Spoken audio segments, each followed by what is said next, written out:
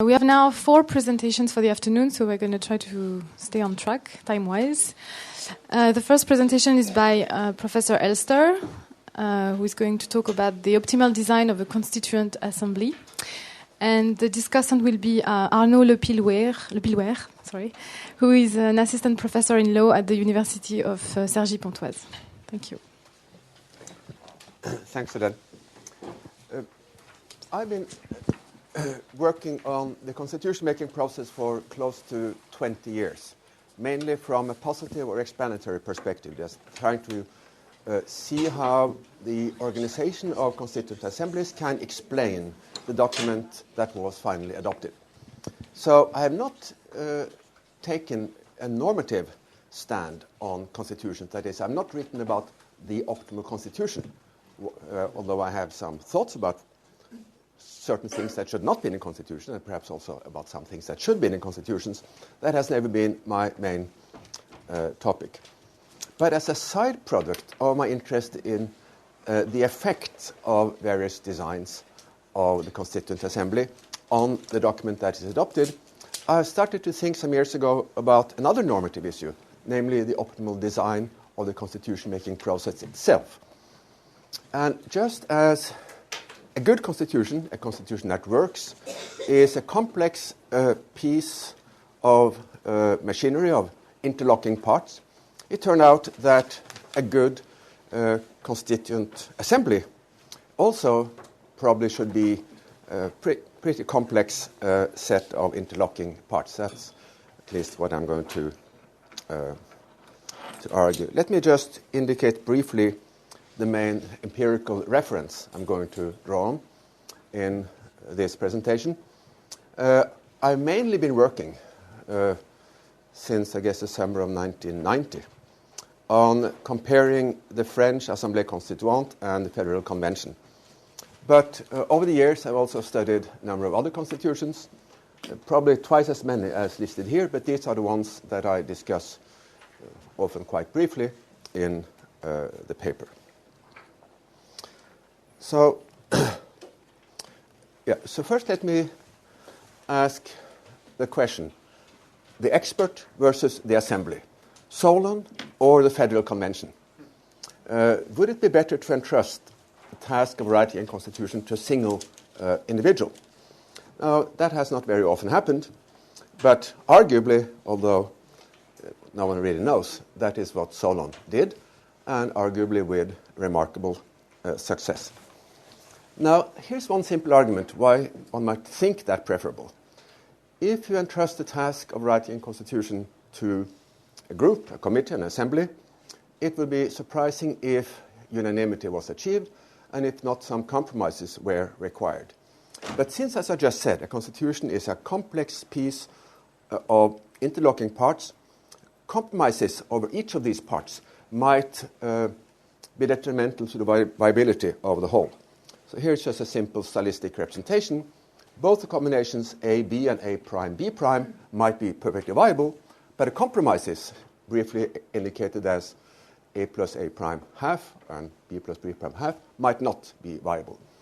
Nevertheless, I'm not going to address that issue, whether Solon or the Federal Convention is preferable, but assume that there is going to be an assembly.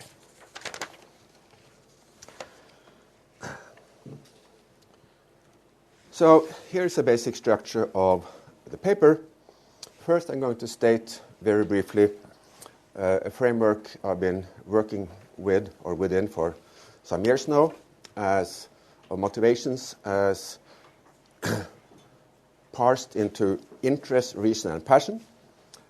Then I'm going to address the tasks of the Constituent Assembly, in particular whether a Constituent Assembly should or should not at the same time serve as an ordinary legislator.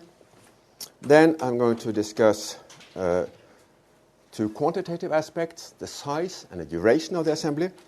I'm not going to say much about the duration. And I'm going to briefly refer to a surprising aspect, perhaps the geographical location of the assembly. Then I'm going to say a bit more about the election of delegates to the assembly and of secrecy versus publicity of the proceedings of the assembly, that is, of the debates.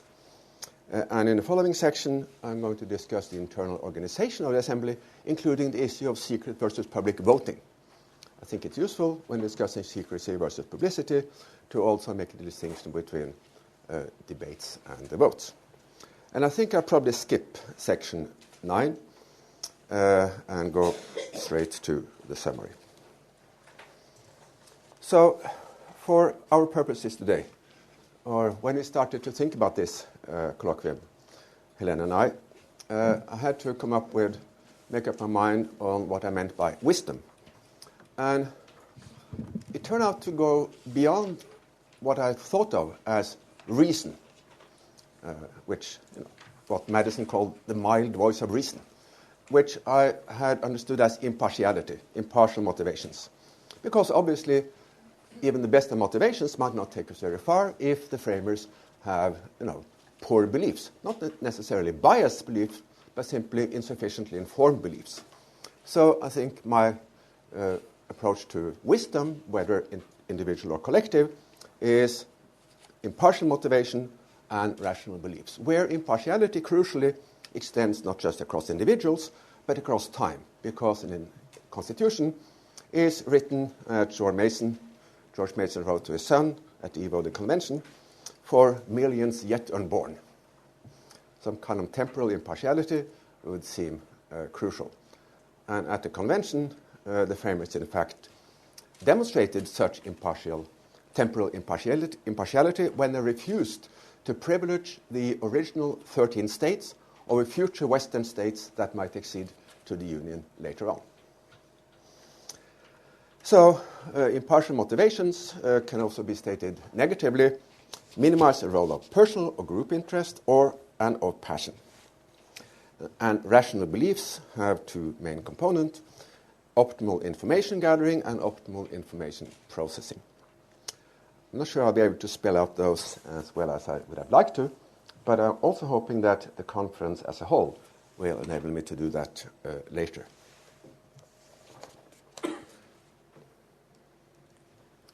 So let me first mention some types of constituent assemblies, depending on whether and how they are at the same time serving as ordinary legislators.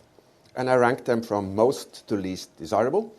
They are constitutional conventions, US 1787, Bonn 1949, Norway 1814, a few others. These are few and far between. Mixed assemblies that have both functions are much more frequent. Some of them have an explicit mandate from the voters to serve both functions, as in France in 1789 or in France in 1946. Some are elected as constituent assemblies and then arrogate to themselves the role of legislators. Some are elected as legislators and then arrogate to themselves the right to modify the Constitution. And here are some arguments for and mainly against mixed assemblies. Well, the paradox sort of is the following. Assuming, as I'm going to argue, that pure conventions are normatively better than mixed assemblies of any of the three kinds, why are there so few of them? And I think it's maybe often be seen as awkward or weird to have two assemblies working in parallel, as was the case in the US in 1787, where the Continental Congress and the Federal Convention operated in parallel without any friction or any problems. But in the two other cases I mentioned here, in Colombia 1991 and Venezuela 1999, there was, in fact, a kind of war between the assemblies with clearly undesirable outcomes. And in a speech from 1793 that Arnaud le Pillouer pointed me to, Robespierre warned strongly against a system of dual assemblies, which he thought would lead to civil war. I can't quite understand it, but it is a fact that they are much less frequent than the mixed assemblies, against which there are at least the following arguments.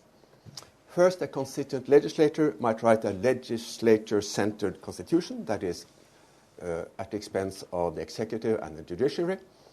There are many examples. And there could be path dependence in the sense that what the assembly decides wearing its legislative hat might create a precedent somehow for the decisions it makes wearing its constitutional hat. There could be a risk of log rolling of legislative and constituent decisions. And finally, in a mixed assembly, either governability, which, as I'll argue, is needed for choosing a government, or representativeness, which is desirable for an assembly that is to write a constitution, will suffer.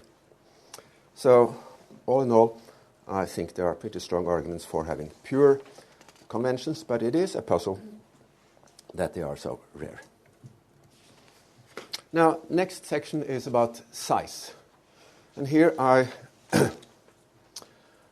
make arguments both for a large assembly and for a small assembly, and assume that the optimal size is, I don't know, maybe in the low 100s or something. Madison's argument that I cited early this morning was that the assembly should be large enough to prevent bargaining or coalitions or fractions forming, which was fine, of course, in his time, before the rise of political parties. Today, bargaining and log rolling will inevitably happen, whatever the size of the assembly, because there will be log rolling among the parties, not among individuals. If we think, and still assuming no political parties, that strategic voting and log rolling are bad things, and I think the jury is out on those issues, but if we think that, then once again a small assembly is to be avoided. And finally, a positive argument for large assemblies might seem to be derived from Condorcet's jury theorem, about which I'm sure we'll hear more during these days. Now, arguments for small assembly. First, if you want secrecy, sorry for the typo there, if you want secrecy, and more about that later, then that's obviously easier to achieve in a small assembly than in a large one. What Madison said essentially was a large assembly would create chaos. And another argument that I think was invented by Bentham in 1789 and rediscovered, unless I'm mistaken, in 2003 by two political scientists, is that in a large assembly there's a tendency for the delegates to free ride on information gathering or others. So there will be suboptimal information in investment in the acquisition of information. And Bentham, in fact, wrote this directly as advice to the French framers when they were sort of putting together the format and protocol for the Constituent Assembly. He wrote this in French. I'll not say much about the duration of the assembly.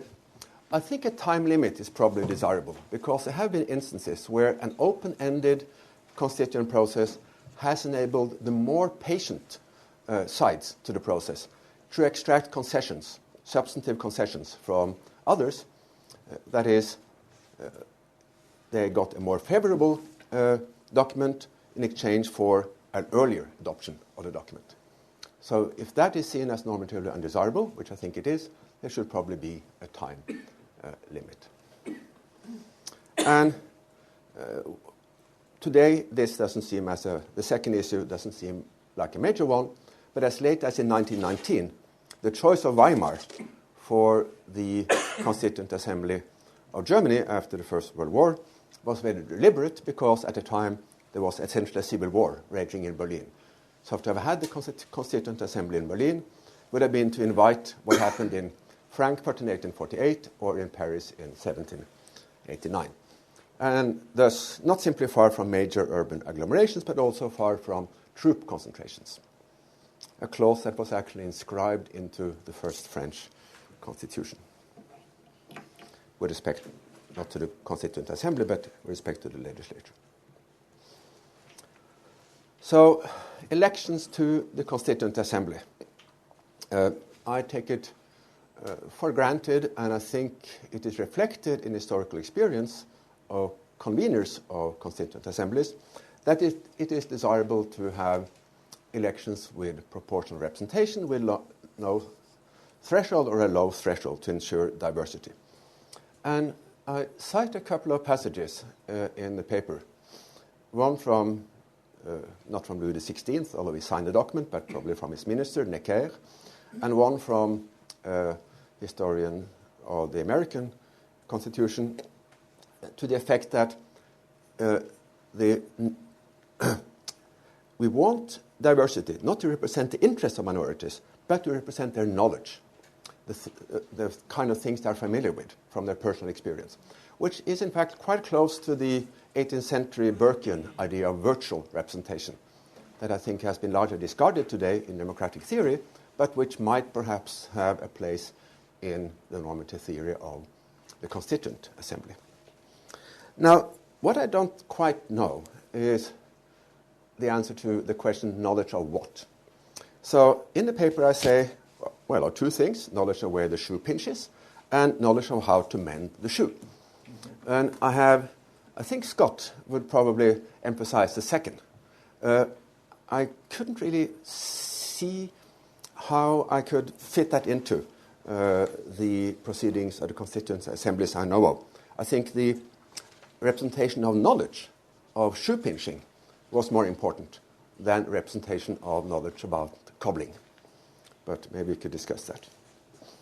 Now, I also mentioned, as a completely irrelevant but sort of tragic aside, that in 3 of the cases where diversity was chosen and representativeness was chosen, the outcome was disastrous in the sense that the French Revolution might not have taken the violent course it did, Hitler might not have taken power, and the Czechoslovak Federation might not have broken up. Because all of these things arguably happened because of representativeness. I don't think there's a deeper lesson in those disturbing facts, but if there is one will obviously have to rethink some of the questions.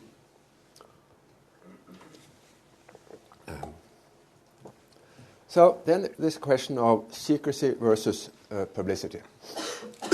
And in favor of publicity, it has been argued for a long time, Bentham is very eloquent on the topic, that publicity reduces the scope for private interest bargaining, or as Judge Brandeis said, sunlight is the best disinfectant. So that's one argument. Also, publicity may be required if the assembly is large, simply on the negative grounds that secrecy will be feasible. Somebody will always leak. So in favor of secrecy, I make a couple of arguments. Here I'm talking about secret debates. I'm going to talk about secret voting in a second. So first, secrecy reduces the role of passions, vanity, playing to the audience, and fear, being threatened by members of the audience if they can observe you. And this was not a vain fear in 1789 in Paris or 1848 in Frankfurt. And I should also mention, although it's somewhat irrelevant, a hallucinatory phrase by de Gaulle, who explained in conversations with Alain Périfitte how his reasoning for coming back in 1958. He said, talking about himself in the third person, as he usually did, if de Gaulle had not come back, there would have been the para on Paris, the parliamentarians in the Seine, the general strike, and a government by the Americans. So that's what he wanted to avoid. And so clearly in May 1958, a lot of French parliamentarians were physically afraid. I don't think there's any question of that. That may have played into their essentially abdicating their role and handing their constituent power over to de Gaulle. Now, secrecy, by virtue of eliminating vanity and by making it easier for delegates to change their mind as a result of argument, improves the quality of argument if argument is what is going on. So there are sort of two parallel effects of secrecy. One is to move the tenor of proceedings from arguing to bargaining, and the other is to improve the quality of whatever arguing is left. Now, here is a twist that I hadn't thought of until recently. In a constituent assembly, most of the issues at stake are issues at which private interest has little purchase. For instance, for an individual delegate, whether the majority required in Congress to overturn a presidential veto should be 2/3 or 3/4 cannot possibly, I would think, make any difference to the private interest of any framer, and many similar issues. So if the Assembly wisely chooses to limit itself to broad issues of constitutional design, then the risk that interest might predominate in secret proceedings would be much reduced, because interest wouldn't have a purchase. The interest of the delegates wouldn't tell them how to vote. And since secrecy also, as I argued, reduces the role of passions, only reason would be left. Well, it would never be the case, but that's what I'm driving at. I have a brief discussion on the internal organization of the Assembly. I argue, without really taking a firm position, that a bicameral assembly may be needed, essentially to make the Assembly able to keep its promises to itself. And we saw from the days of August 9, 1789 that the French framers who had imposed on themselves a rule of voting on 3 successive dates, that had just decided to violate that rule. And nobody could hold them to account, because he that can bind can also unbind. Whereas the virtue of bicameralism is that somebody else, an upper chamber, can hold a lower chamber to account. As was argued both by Delorme and by Etienne Dumont, more or less around the same time. Well, no bound mandates, I think, is clearly desirable if you want reason, argument, to have a role at the Assembly. And finally, there's the issue of public or secret voting. So I'm suggesting that if debates are public, either to ensure diversity, if debates are public because the Assembly has to be large to ensure diversity, then the voting should be secret to insulate the framers against passion. And then an additional benefit of secret voting would be to make log rolling impossible, because when you can't know how anyone votes, you might as well vote sincerely. I was discussing briefly with Pasquale before the session, and he said that in some ways this is sort of irrelevant, because in the modern times, political parties tell delegates how to vote. But I said, well, maybe even if in Italy in 1946, if they had imposed secret voting, even the communists might have voted their conscience, because nobody would have been able to hold them to account afterwards. So in ordinary assemblies, you want to be able to hold representatives to account. But in a constituent assembly, I don't see the need for holding framers to account. If you want a downstream control on the assembly, you just use ratification of the document rather than holding the framers individually to account. So let me just summarize in 3 points, going back to where I started from. First, how to minimize the role of interest, which can be achieved through a number of ways. To exclude log rolling, bargaining, and strategic voting, assuming these to be undesirable, the size of the assembly should not be too small. And to exclude log rolling, one might also impose secret voting. And to exclude log rolling between legislative and constituent issue, the Assembly should only have the task of writing the Constitution, not also that of adopting legislation. Bound mandates should be excluded. The Assembly should focus on issues of broad constitutional design, with regard to which individual or group interests are neutral. And to prevent the more patient parties from gaining an unfair bargaining advantage, the Assembly should work under a time limit. And finally, to exclude a self-enhancing legislator-centric bias, the Assembly should not at the same time serve as an ordinary legislature. So, to minimize the role of passion, to exclude audience pressure that might bring delegates under the sway of emotion, vanity or fear, the Assembly should debate in secret or alternatively vote in secret. An isolated location of the assembly may serve the same end. And to prevent the assembly from giving in to sudden impulses, a bicameral organization might or might not be needed. And finally, maximizing epistemic quality. First, optimal information gathering. Elections to the assembly should be organized to ensure diversity and representativeness. The idea of virtual representation is to have many epistemic perspectives and a variety of experience represented, not to have each of them represented in proportion to its numerical importance in the electorate. And second, optimal information processing. To prevent free riding on the information of others, the assembly should not be too large. And a couple of things I didn't mention earlier, but which are in the paper. The rules of debating should favor exchanges rather than prepared speeches.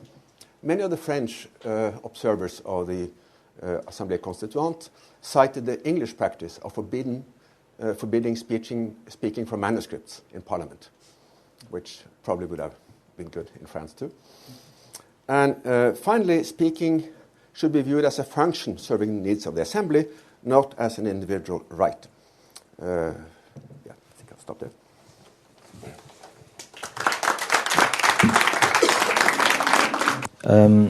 I would have, of course, many questions or observations to make about this lecture, but I'm just going to expose just a few of them.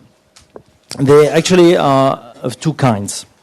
The first one question the purpose itself and can be called general.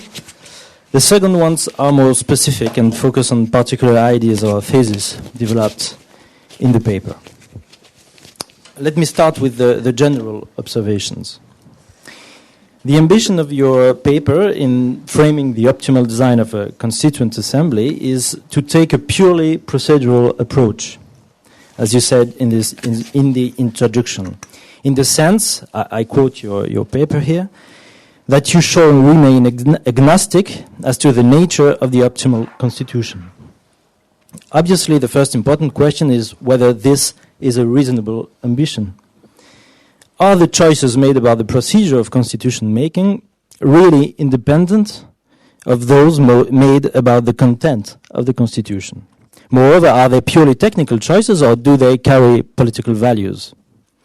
You argue that there is no specific outcome that the process is supposed to be tracking, and that your sole ambition here is to eliminate or minimize the features that from the ex-ante point of view are likely to lead to bias of one kind or another.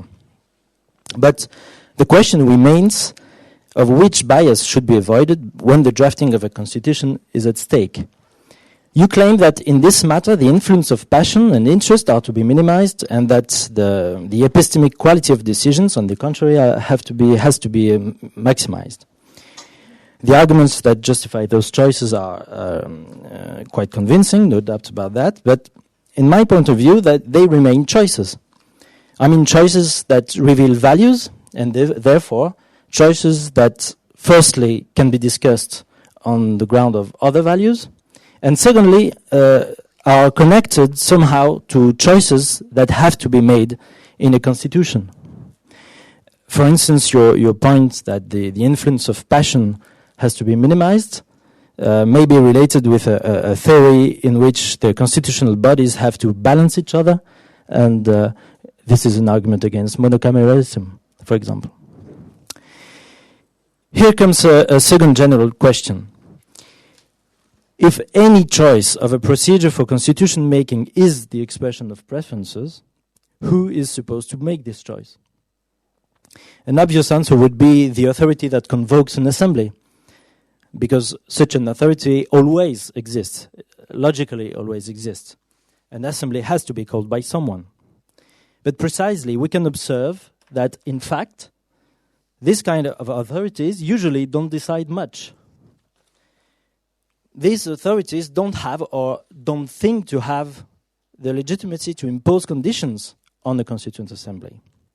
The few ones who did try to impose such conditions had to ground their prescriptions in the legitimacy of the people. That is, for example, what the Gouvernement Provisoire did in France in 1945. It prepared a kind of constitution, a pre-constitution for the Constituent Assembly, and this constitution had to be ratified by the people in order to be able to bind the future assembly. My question is then, is the design you have drawn for a Constituent Assembly legitimate enough because it is optimal, or do you think it would need the approbation of the people as well? My third general observation is the following.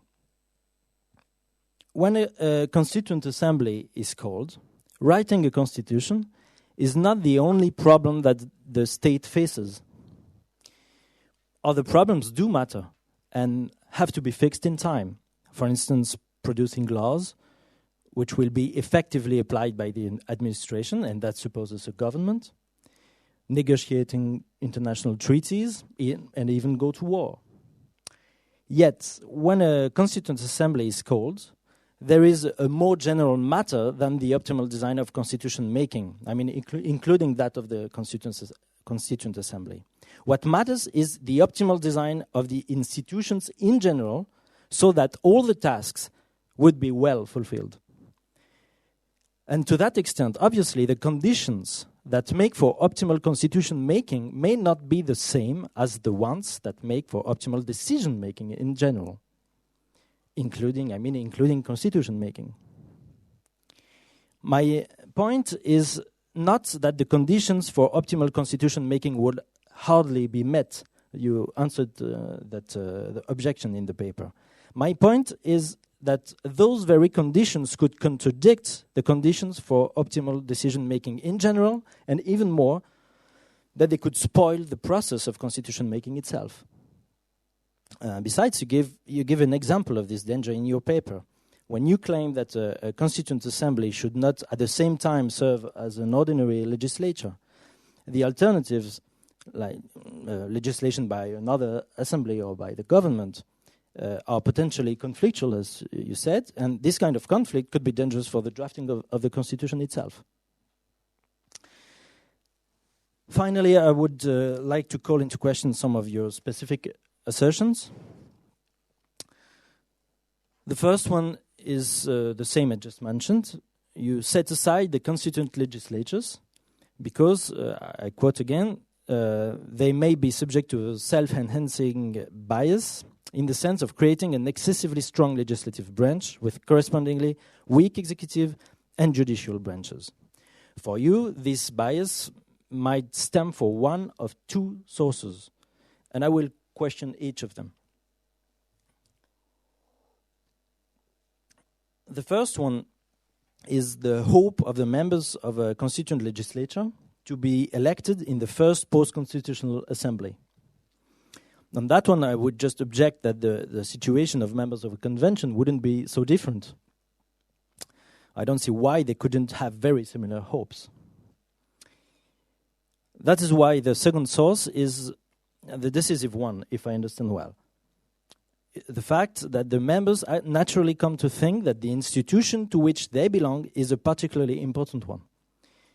On that point, I think the same argument can be raised.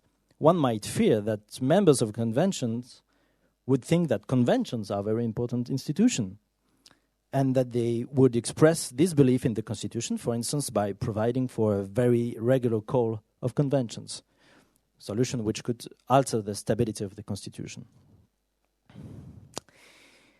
My second particular observation concerned the claim for a distant location of the Assembly, a claim that appeared to me a little dated. But you have anticipated the objection in your speech.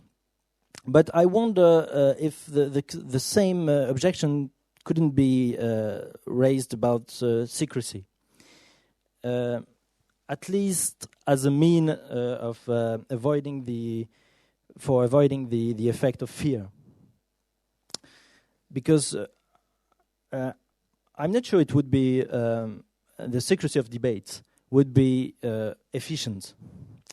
Actually, it wouldn't be a major inconvenience if it just wasn't efficient, but I'm afraid it would be just partly efficient, which would be much worse. because it could protect from the oppression of the street, but certainly not from the oppression of organized bodies. And maybe this kind of precautions could create inequity within the people. Only some powerful and organized bodies being able to put pressure on the deputies. Well, as I'm running out of time, I will let this question to be discussed among others, I hope, with the audience.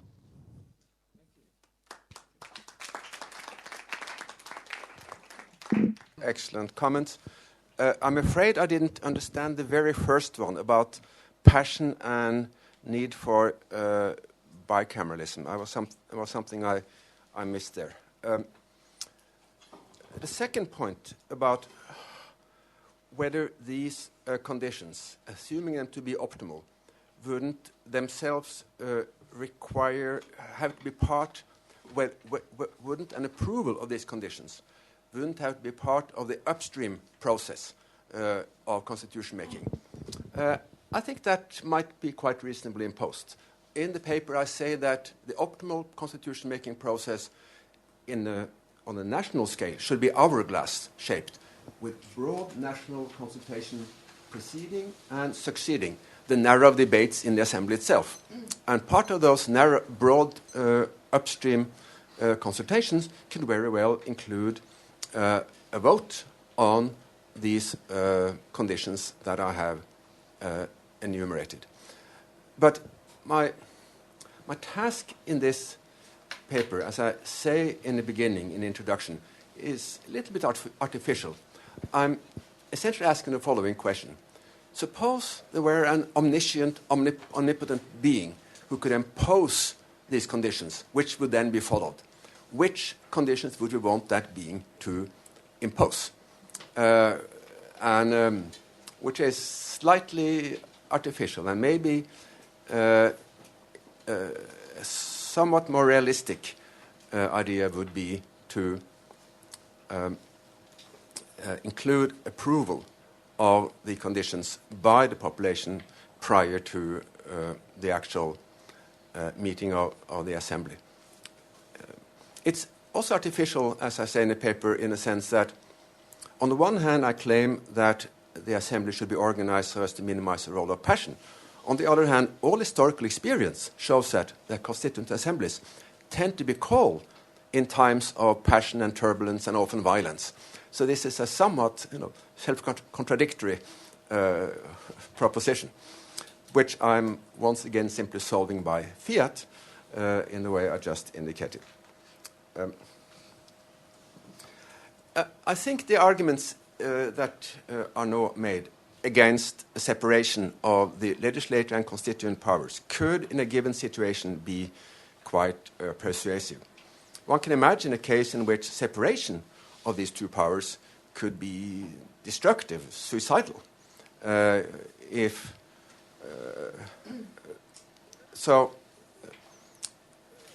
that was, as I said, Robespierre's claim, and almost what happened in the two Latin American countries that I cited, where the president created by unconstitutional means a constituent assembly as a part of his ongoing warfare with the ordinary legislature.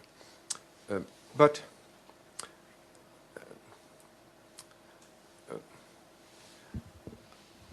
it's, in a way, I have to give the same weak, feeble answer to that objection as I gave to the other ones. That is, I'm trying to isolate the task of the Assembly from anything else that might be going on. And I'm imagining, for instance, that you have a period of calm and quiet, as in Sweden in the 1970s, where it is decided that the existing constitution is too, ridden with ancient, pointless clauses, and that it's necessary to start from scratch.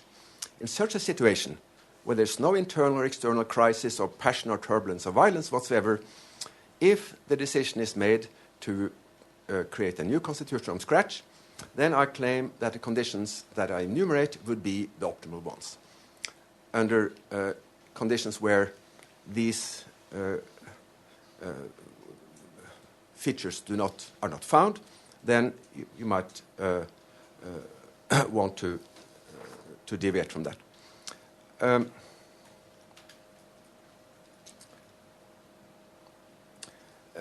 I don't know. It should be easy to find out from American constitutional history whether pure conventions have a greater tendency to write periodic conventions into the constitutions than mixed assemblies. The data are there, so that should be possible to find. I haven't come across the statement that they tend to do. It was a very common fear in the American states in a revolutionary period that constituent legislatures would be legislature-centric. I've never seen anyone voice the fear that pure conventions might be convention-centered, but it's certainly a possibility, which can be, could be verified. Well, finally, about location. Well, now secrecy. It's true that lobbying interests might always be able to use either to bribe or threaten the delegates to get their way. It is true. But what about using secret voting? If you use secret voting, you take that weapon away. You cannot control them. So. Well, I'm sorry, I'm not sure of that because, even with secret voting, especially when parties nowadays are organized, it's possible to count the voters and to know approximately who followed the rule and who didn't. Well, I'm assuming that this could be done. And I'm assuming that secrecy could be achieved.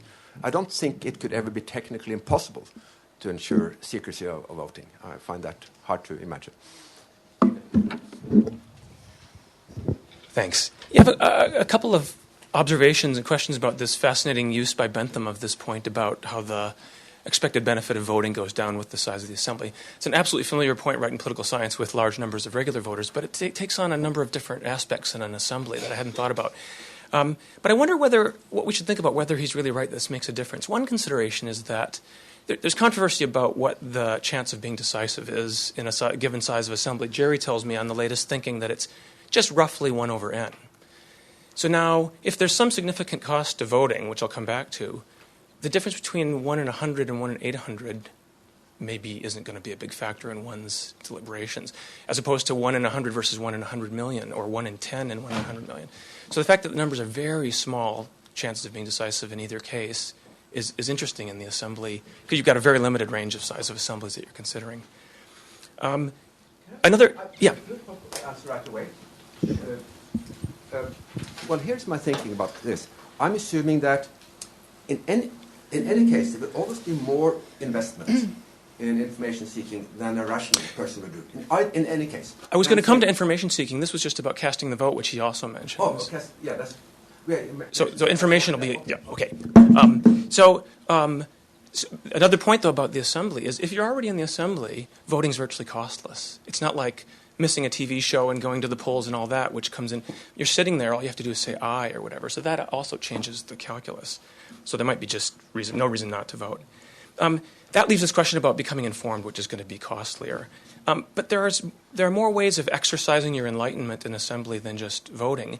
Another major way is speaking. Okay, so now what does the size of the assembly have on the chance of making your enlightenment effective through speaking? One consideration is that I don't think the size of the audience in any way diminishes or dilutes the value of making a good point. It might even enhance it. So that's not bad. There's a possibility that if it's a big assembly, your chance to speak will be reduced, right? Either you won't get to speak as long or you may not get a chance to speak at all. But we should be careful with that, too. I mean, I think especially in constitutional assemblies where they're not public, it's not like people are clamoring to talk all the time. It may be that everybody gets to say everything they want, in which case, just sort of going out on a limb here, there might be very strong incentives to be very well informed with an eye to the chance of making a very good point to a decent number of people. So I wonder what you think about those things. Well, I think there are two quotes from Bentham. One of them mentions voting, but both of them mention, bothering to get to inform oneself what is at stake, rather than simply, as I said, free riding on what the others are doing. and if everybody does that, of course, it will be an uninformed, low-quality decision. And I still think that argument is unaffected by what you said. And what I was trying to say earlier was that if people gathered information according to pure rational choice theory, they would gather so little, both in assembly of 100 and in assembly of 800, that the difference might not be that important. But since I tend to think that people would, just as they are more likely to vote when the expected outcome of elections is close than when it's expected to be a big difference, although it's equally rational in both cases. I think they will be more likely to gather information when the assembly is small than when it's large, although it's equally irrational in both cases. So that's... Just as an empirical. Yeah. And what about the chance of having an effect through speaking, which changes the calculus a lot?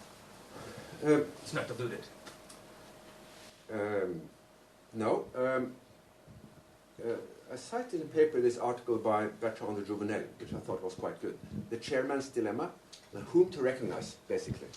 In an assembly of 1,200 delegates, whom do you recognize? I recognized you. There I suggested, and I think following him, that the chairman should view speaking as a function, not as a right. So certainly the chairman should try to select those whom he thinks could have something important to say. That's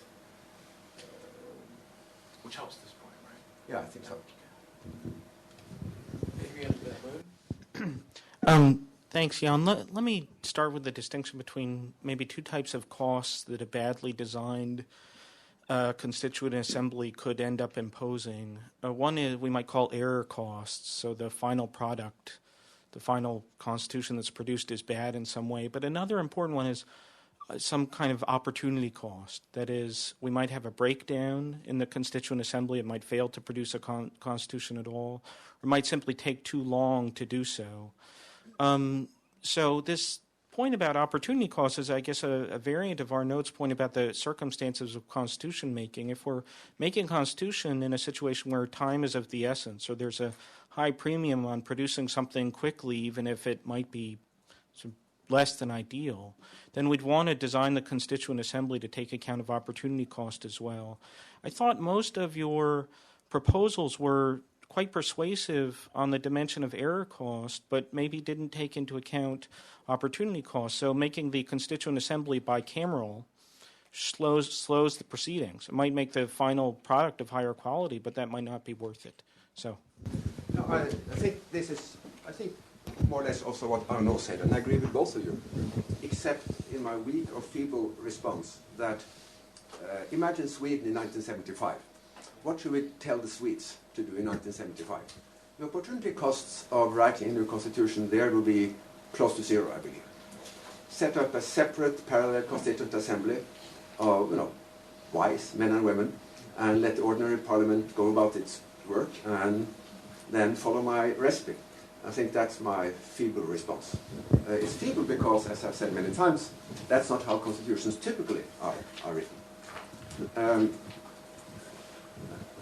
still think it has sort of some kind of abstract conceptual normative interest to go through these hypothetical scenarios as sort of first best choices, and then, as usual, one could then take the next step and ask how would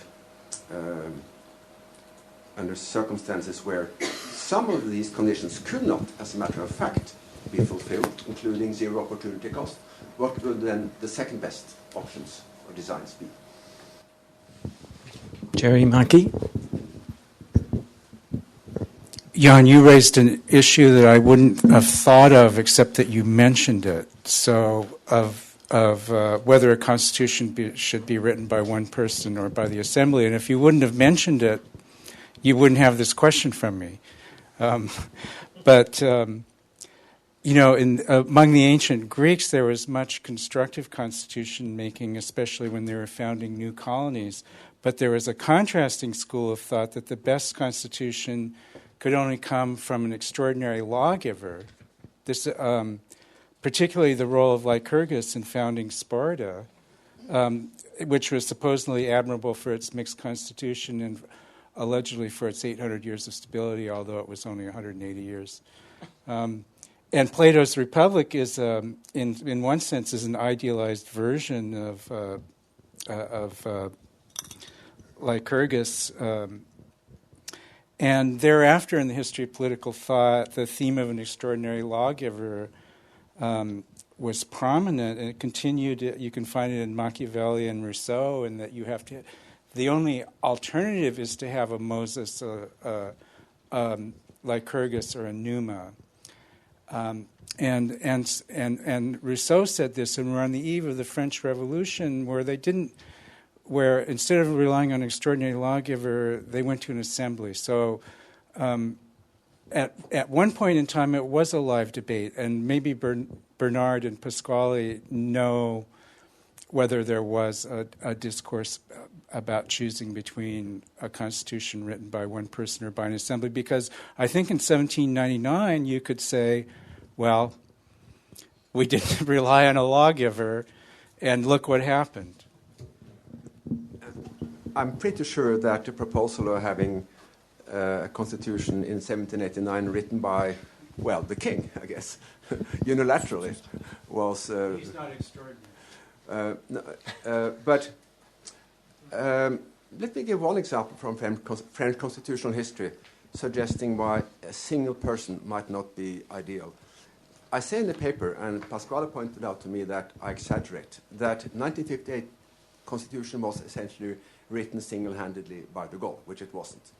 But suppose that the French, instead of doing it over the summer of 1958, had taken a 1 year or 2 year period with a full panoply of committees and experts and debates, they might have thought of the possibility of cohabitation, which never apparently struck their mind. It's such a simple thing. The current French political system is in fact a coexistence of two constitutions. When the parliamentary majority is the same as a presidential majority, you have one constitution. When they come from different sides of the political spectrum, you have another constitution. And so de Gaulle, over the summer of 1958, didn't occur to him, which you might think is... Well, he wasn't extraordinary. So, Jan, a quick question on a point you do not discuss in your paper. We may easily agree that there are two types of constituent assembly. Constituent assembly stricto sensu, which are assembly discussing and passing a constitution. Weimar, Rome after the Second World War. And let's say conventions, assembly proposing a text that has to be popularly ratified. Philadelphia, Bonn, 49, and so on. What is your preference? Well, in the paper I say that there should be a downstream process of popular debate and ratification. I'm not sure I really believe that, but I think it would be in any modern society an absolute political necessity. I think the upstream debate is more important in the selection of delegates, and perhaps also debating the format of the assembly. But in the paper I cite this, to me, puzzling fact of proposed constitutions not ratified by referendum. I'm not quite sure what it shows, but I have a student at Columbia who wrote a very good paper for me last fall, showing that of the 12 pure constitutional conventions called in America in 1960s and 1970s, 7 were turned down by the voters. In 2 cases, a majority of 4-1 or 3-1. So what's going on in a case like that? Presumably, framers feel constrained by possible rejection and try to tailor the document so as to, according to the law, anticipated reactions, so that it wouldn't be rejected. So, so what do I think? Well, I think in those cases, 2 of them at least, showed that ratification was a good thing, because the constitution makers in the convention thought they were just striking a deal. And the electorate recognized that the constitution was written in the deal-striking mode, not in the proper constitutional impartial mode. So they turned them down. So I think unless you can eliminate interest very largely from the Assembly, you probably should have ratification as a final check on constitutions as deals. That happened twice in Canada, that the Canadian voters thought in 1982, I guess, and 1993, proposed constitutions were just the product of bargains in smoke-filled backrooms, which they largely were, and rejected them. Not so much on substantive grounds, but on a suspicion that here somebody had cut a deal.